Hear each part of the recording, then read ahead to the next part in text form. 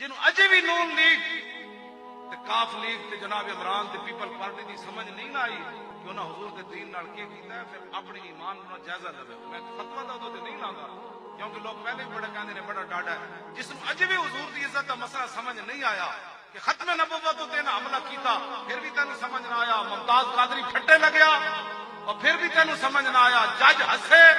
قرآن دی آیتاں ہوتے پھر بھی سمجھ نہ آیا، اور سود ہوتے ججا نے کہا سی مدرسے کھول لئیے باہر، سود نہ اتنی بڑی نہ مذاق کیتی، مسجداں دے سپیکر نہ اتار دیتے، درود و سلام تے پرچے کٹے، قرآن و حدیث انہاں نے نصاب وچوں کڈیا، حضور دی ختم نبوت تے حملہ کیتا، مرزائیاں نو بہن برا کیا، مندر وچ جا کے کیا، بھگوان بھی وہی ہے، اللہ بھی وہی ہے، تو کیا وہی بھگوان جس کو یہ ہندو بھگوان کہتے ہیں ہم اس کو اللہ کہتے ہیں، وَلِلَّهِ الْأَسْمَاءُ الْحُسْنَى کی بھی نفی کی، اللہ کے تو